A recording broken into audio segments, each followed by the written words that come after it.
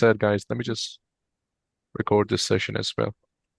So let's start from the beginning, right? Number one is how many of you have come across quality offers that I like to say like A plus offers, offers that are making money, they have setters, the setters are making money, it's inbound, good lead flow, good company, XYZ. Have you guys ever come across those kind of people? Just raise your hands, just so I know. Yeah, Okay, yeah, obviously. sure. So the first thing that I want to clarify is you do come across good quality offers, right? Now the question is, did you guys get it? Yeah, No. You did? yeah. Like That's good, bro. all credit to your sessions, Sunday sessions, man. Hey, bro, I got you, man.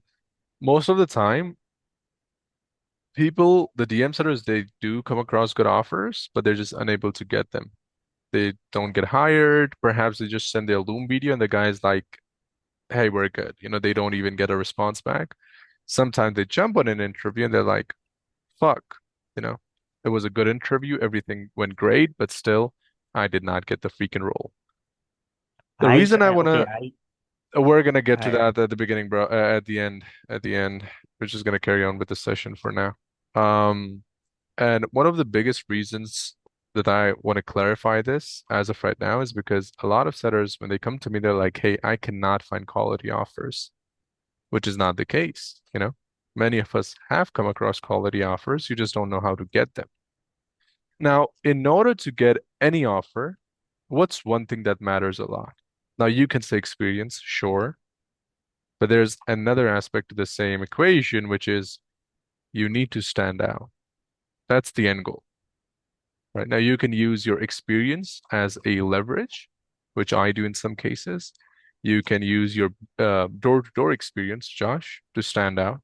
And you can kind of mention some characteristics. But again, the end goal for doing all that and showing that you're coachable XYZ is so you can stand out from the crowd. Now, the thing is that as setters, I believe you guys have gone through some trainings and they only tell you one thing. Show to these business owners that you're coachable, hungry, and disciplined, right? Just show to these coaches that you're hungry and coachable and disciplined. They're going to hire you. But guess what? That's what every setter does. And now all of a sudden, rather than standing out, you just become another pawn. You're just another setter. Just because you've been taught to like just tell them you're hungry, you're just like they ask you why should we go with you? You're like, I'm hungry, I'm coachable, I really want to do this, I'm all in, XYZ. That's what every setter would say. One of the best way to stand out is doing something that other setters don't really do. Right? That's the only way you can stand out. What I usually suggest is creating a document beforehand. I like to refer to it as a standout document. Now, what does this document include? Now, let's say you do come across an A plus offers. Like, let me ask you this before we even move forward. I don't know how to pronounce your name. Ivica? Is that how we say it? No, it's Ivica, but I don't have problem if you Yeah, pronounce my name wrong. yeah, I'm just gonna stay with I then. So what's your process of like making sure that you do get the role before the interview, like based on your research? Like, what do you do? Like, let's say you do come across a good offer. What do you do then? Yeah, so basically, I would say, for example, today I was preparing, going to the document that one guy sent me about this offer, and I'm Hmm. like, let me try to remember. My God, I forget about shit. Yeah, like some people usually, for example, a lot of sellers would go their Instagram, the company's website, watch the VSL. They might do Yeah. some research, and then they're just going to jump on the interview, right? So a lot like setters have different processes with how they prepare for the actual interview. So what's your process? Yeah, now I just remember. So I actually they put on document their culture Yeah, values, and I start to and I implemented that. I will say that on that interview in the Tuesday, and like and what else? Like their vision and yeah, why I'm resonating with that vision. I will give example of my personal life and what actually I am, why this resonates with me. Some example of I don't know like whatever and yeah, what else? Yeah, I know that I yeah. actually and also that and also I prepare for all of these other questions like why do you think you be Hmm. a good fit, what motivates to excel in this role, Yeah, and like do you have do you have any problem working as a unbound in some period, yeah. and this other question that business owner And asked and do and you I think can the tell other for setters do the same thing, like answering questions and telling them why they're a good fit, X, Y, like the same thing that you're doing? Do you believe they're doing the same thing?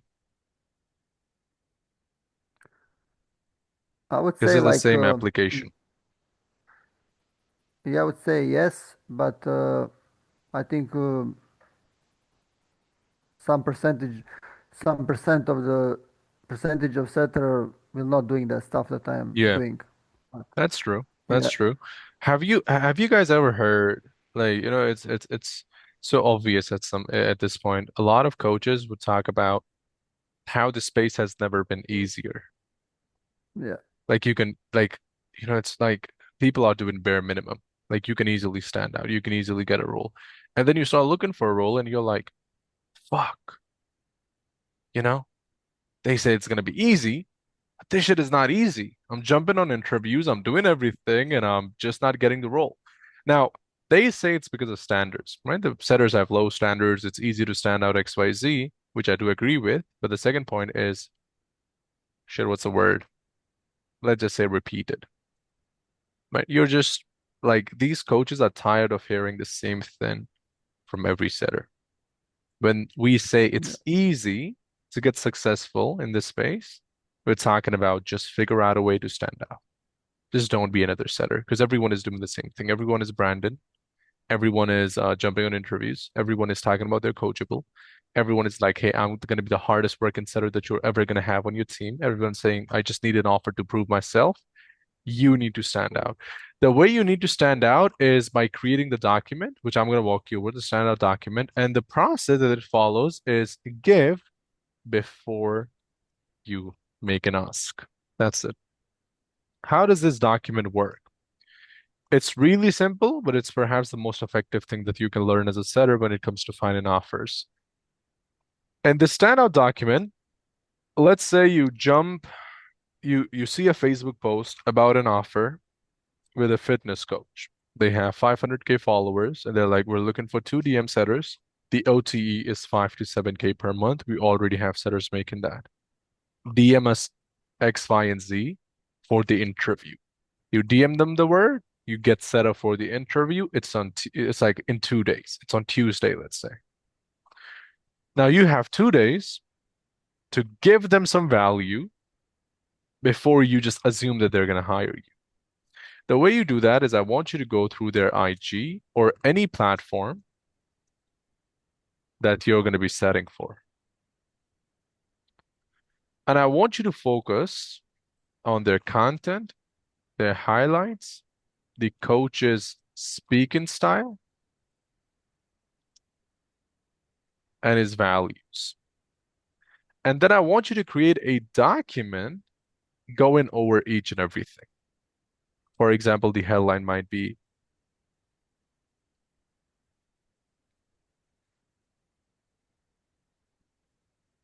XYZ is basically the coach's name, which this in this case might be Alex Turner, right? And then what you do is you're going to be like talking style. Alex has a very specific way he engages his clients, right? And then you're just going to talk about his entire talking style. Is he a bit more aggressive and upfront? Or does he like to soften things up for his clients? How does he go about in his content? The reason you want to do this is because later down in the document, you're going to be making a rough script for their offer. And what you're going to do is you're going to involve their talking style. That's what you're going to do, right? Another thing that I want you to focus on is, again, this is a rough example. I don't want you to fucking start the document by talking about the talking style. Talk about the journey first. Who actually is Alex Turner? He was a plumber 6 years ago, making 1,200 bucks a month. He was in debt. He had a family of like 7 people. He was struggling. Then he started his online fitness thingy. Now he has helped over 1,000 people start their businesses. And he has done it predictably using a system that he calls X, Y, and Z. And then you're going to get to his talking style. Bada bada boom, bada bada boom. Alex has a really specific way he engages with his clients. It's a bit more aggressive and uses words such as X, Y, and Z and his vocab. Right? Just kind of giving you a rough idea. Then you're going to make a rough script for their offer. If I were a setter, this is the kind of script that I would want to use, keeping his talking style in mind. Then you write the questions like setter, client, setter, client. The setter is going to say this, client might say this, setter is going to say this. How would you handle objections, right? Objection handling. You're going to mention that as well and kind of make a quick script about that. And then furthermore, you can add a lot of things. Things he can improve based on what you saw. Another thing that you can do is literally have a convo with a setter from your account and then make a script on what you would improve if you were a setter. This document usually, guys, would be about 3 to 4 pages, right? So it's not going to be easy. Of course, a lot of homework, a lot of sitting down, a lot of using your brain that you usually don't use because you've just kind of been ingrained that you got to wake up and be like, hey, I'm coachable, I'm hungry, I want to prove myself, I need an offer, and be like, I'm trying, but I'm not getting any offer. It's going to take some time. It's going to require some homework. But the key thing is you got to send this to them before the interview. So once you make this document, you send it to them before the interview and be like, hey, I spent the last 2 days just kind of going over the content of Alex and really internalizing what he stands for and how the whole process looks. Furthermore, I went on to have a conversation with his setter as a client, and I realized some loopholes as well that I feel like would be helpful for you guys. I made a whole document on that I'm going to be dropping here. I'm excited to chat with you guys tomorrow because I do see a lot of value. Have a nice one. Boom. No one does this. The manager, the guy that's having the interview, he's going to be like, what? Like, because again, at the end of the day, there's no guarantee that you're going to get hired, right? But now that you've done this work, they're like, this guy knows that there's a possibility he might not get hired. And still, he took 2 days doing all this, taking out the loopholes. This guy fucking knows what he's talking about. He's good. He's professional. He can do this. And then they're not even going to ask you why should we go with you on those interviews most of the time because they already fucking know why they should. And now you don't have to sell yourself because you've already made a document that's selling you and your expertise and the fact that you're a good setter. You don't have to sit there and be like, I'm coachable. Because every other setter is. And it's such a stupid response. You know what? When I'm like, why should we go with you on a Griffin interview? They're like, coachable, I'm hungry, XYZ. I just say, so you're saying the other setters are not? Then they just get awkward, right? Because every setter is coachable, every setter is hungry, every setter want to make money. But doing this would make sure that you stand out and you do get the role that you want. Now, again, this might get you off the first interview, but if you don't have the right skills for a role play and you absolutely fucking suck, you're probably not going to get a job, right? So this is pre-homework, but you also got to make sure you have good DM skills so that when you do have a role play with them, you can showcase that. So they're like, this guy is the ultimate fit to go with. The reason why this works is again is the same formula. You give value first before you make any ask. And if you do this correctly, even if they don't go ahead with you, it's going to become a lifelong relation that you can nurture. And at some point, you can go back with them. Does that make sense, guys? Are we on the Yeah. same page? Yeah. Yes. Sounds good. Now, Yeah. yeah, go ahead. Did you have any question? No, no, I was just confirming your question. Yeah, for sure, bro. Yeah. Now, in terms of finding quality offers, that's the biggest one, right?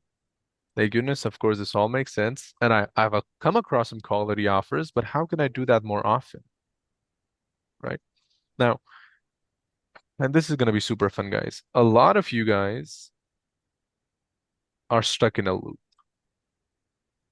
That's a really weird ass looking loop. But a lot of you guys are stuck in a weird loop. What do I mean by that?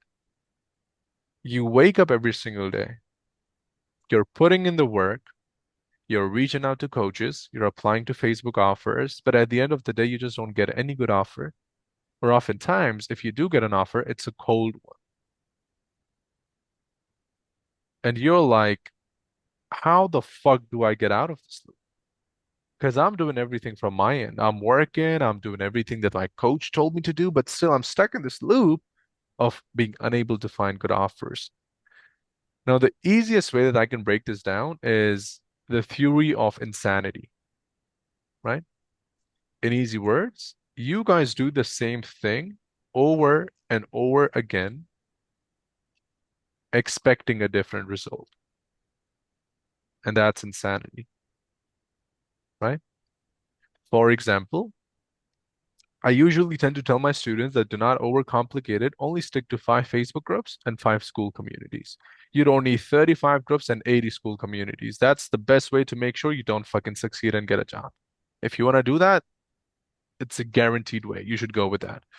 But if you don't want to overcomplicate it, 5 Facebook group, 5 school communities. And again, that is a lot of communities, 10 fucking communities, a lot of them. Another thing that you got to make sure is those communities are good. The only reason I suggest 5 communities is so you take a month or 2 months if you need to, and kind of make sure that the communities that you have are so fucking good that any offer inside that community is at least an 8 out of 10, right? And now all of a sudden, you're not struggling with finding quality offers because you took a lot of time to find those good groups that are literally hidden. For example, impact setters, right? I don't know if you guys are in the Facebook group, but if you are, it's really, what's the word? It's really controlled. The only post that gets approved by either me and Kareem are good offers, right? And we don't allow any other offer. If it's a cold offer, we probably would not even allow it. You just need to find 5 more impact setters kind of groups. That's it. 5 more, and you can easily land a role within 2, 3 months.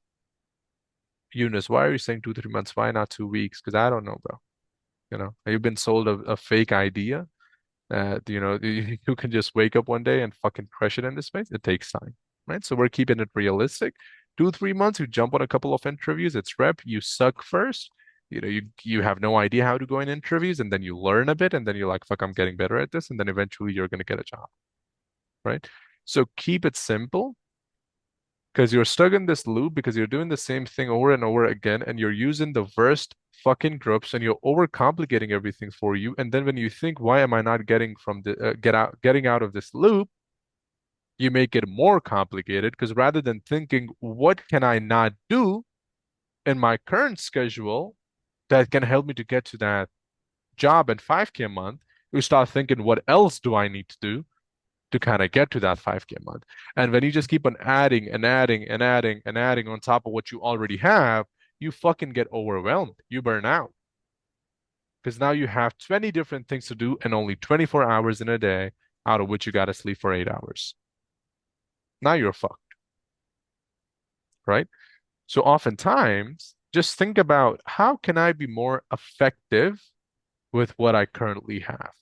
For example, if my strategy revolves around Facebook groups and school communities and all the offers I'm getting are cold, it's not my work ethic, it's just the fact that I have bad groups. So let me find good groups. Because if I don't reach out to any business owner for a week and spend that time looking for some groups that can help me get good offers, why not? And those groups would be a lifelong investment, bro. Just think about it. If you get let go at one point, you have these 5 groups that you know are absolute gold. You get back into it and you start dialing and you get back and get placed in again. So oftentimes it's not really about adding more and more. It's about just understanding that perhaps something in your system is not effective, right? And you just got to change that. And with the same work ethic, you can get a job. Because again, let me tell you something. If you're spending 8 hours a day, every single day for the past 2 months, trying to look for a job and you're still unable to get a job, it's not your work ethic. Your system sucks. Because to get a job, first of all, you don't even fucking need that 8 hours. 3 hours maybe are more than enough, even as a beginner, to get a really, really good role in a month or two. Right? So it's something about your system. So perhaps start from there rather than just adding more and more and more on top of it. The second part to this is the best way to find an offer is through connections. The, the easiest way to get placed in is by a referral. Because when someone refers you, for example, the guy that's referring you to a business owner, number one, the business owner trusts him, or else he wouldn't ask that guy for a referral, which means the business owner automatically trusts the guy. And if he's referring you, he trusts you as well. And I've seen it again and again. They don't even fucking interview you. They don't even do for role play. They just hire you because you came from a referral. Now, how do you go with referrals? And it could be this could be a this could be a 40-minute session, another like an extra 40-minute session about referrals and how do you kind of keep in pipeline? Because what a lot of you guys are doing is you guys add setters, right? All of us add setters on our Facebook accounts with the hopes of getting a referral. We all do that. And half of the time, 90% of the setters that you guys are adding up are shit. I try to find a better word, I just cannot. They're shit. Like, they're at the same spot as you, and you guys are just motivating each other.